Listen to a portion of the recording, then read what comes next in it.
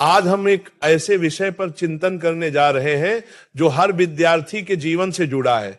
वह है रात को पढ़ाई करना। आधुनिक युग की तेज रफ्तार में जहां प्रतियोगिता हर कोने में दस्तक दे रही है, वहीं विद्यार्थी दिन रात अपनी मंजिल पाने के लिए संघर्ष करते हैं। किसी को सुबह की पढ़ाई प्रिय लगती है तो कोई रात की निस्तब्धता में ज्ञान अर्जन करता है। लेकिन क्या कभी हमने सोचा है कि रात को पढ़ाई करना वास्तव में हमारे मन, शरीर और आत्मा के लिए लाभदायक है या हानिकारक? क्या यह हमारे जीवन के प्राकृतिक नियमों के अनुरूप है या उसके विपरीत? यही वह प्रश्न है जो आज के हमारे इस आध्यात्मिक विमर्श का केंद्र है। देखिए, जब हम पढ़ाई शब्द सुनते हैं तो केवल किताबें या अंकों की बात नहीं होती। पढ़ाई का अर्थ है आत्मा का विकास, ज्ञान का विस्तार और चेतना का जागरण। परंतु यह जागरण केवल दिमाग का नहीं बल्कि मन और आत्मा का भी होता है। अब जब हम रात में पढ़ते हैं तो हमें यह समझना होगा कि रात का समय केवल अंधकार का नहीं होता, यह समय आत्म मनन, शांति और अंतर्मुखी होने का होता है। कई ऋषि मुनियों ने कहा है कि रात्रि वह दर्पण है जिसमें आत्मा स्वयं को देखती है। अतः जो विद्यार्थी रात में पढ़ाई करता है वह केवल ज्ञान नहीं बल्कि आत्मज्ञान के द्वार पर भी खड़ा होता है। किंतु हर सत्य की दो धाराएं होती हैं, जैसे दिन और रात, सुख और दुख, लाभ और हानि। उसी प्रकार रात में पढ़ाई करने के भी दो पहलू हैं।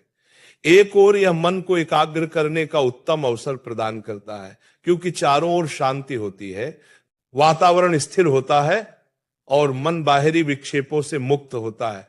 दूसरी ओर यह हमारे शरीर के प्राकृतिक जैविक चक्र, जिसे आजकल सर्केडियन रिदम कहा जाता है, को प्रभावित करता है।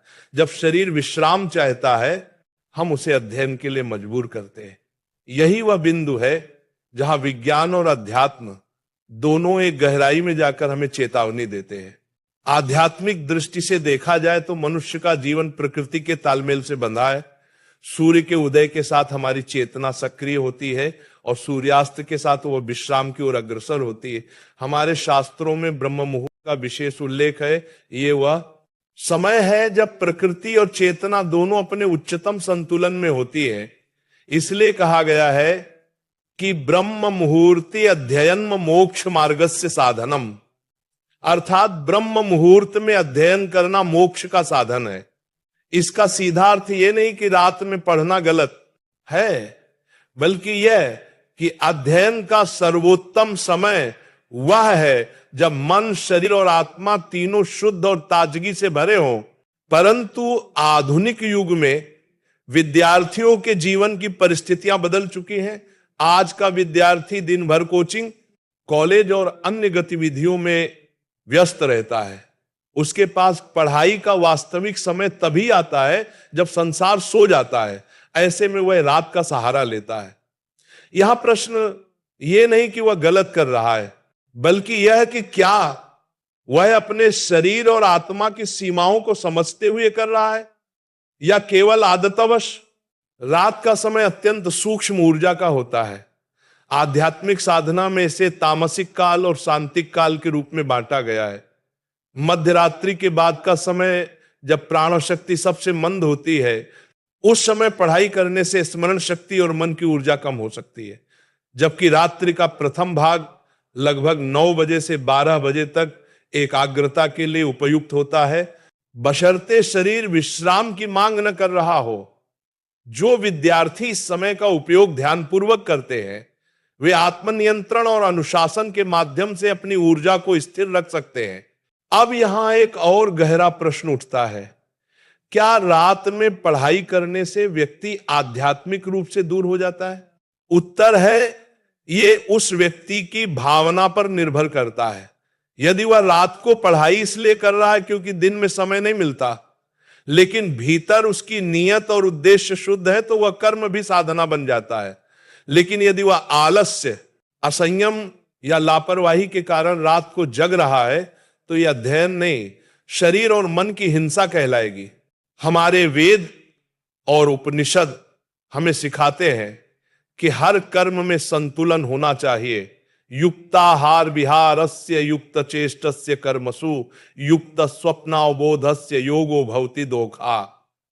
अर्थात जो व्यक्ति अपने आहार, व्यवहार, कर्म और निद्रा में संतुलन रखता है वही सच्चा योगी होता है। यही सिद्धांत विद्यार्थी जीवन पर भी लागू होता है।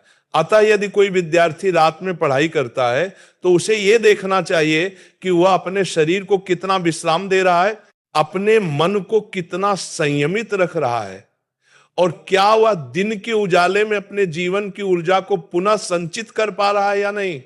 कई बार रात की निस्तब्धता में व्यक्ति को आत्मा की आवाज अधिक स्पष्ट सुनाई देती है। जो विद्यार्थी संवेदनशील और चिंतनशील होते हैं उन्हें यह समय आत्ममंथन का अवसर देता है। वे केवल किताबें नहीं खोलते बल्कि अपने भीतर झांकते हैं। मैं क्यों पढ़ रहा हूं, मेरा उद्देश्य क्या है, मैं इस ज्ञान का उपयोग किसके लिए करूंगा। ऐसे प्रश्न जब उठते हैं तो पढ़ाई केवल करियर का साधन नहीं रह जाती बल्कि जीवन का साधन बन जाती है। यही आध्यात्मिक दृष्टि है जहां कर्म साधना में परिवर्तित हो जाता है। इस प्रकार रात में पढ़ाई करने का प्रश्न केवल शारीरिक नहीं बल्कि मानसिक और आध्यात्मिक संतुलन का प्रश्न है। यह सही या गलत नहीं बल्कि कब और कैसे का प्रश्न है। जैसे अंधकार बुरा नहीं होता बल्कि प्रकाश की अनुपस्थिति होता है, वैसे ही रात में पढ़ाई भी बुरी नहीं होती। ये इस बात पर निर्भर करती है कि हम उस अंधकार में प्रकाश खोज रहे हैं या स्वयं अंधकार बन रहे हैं।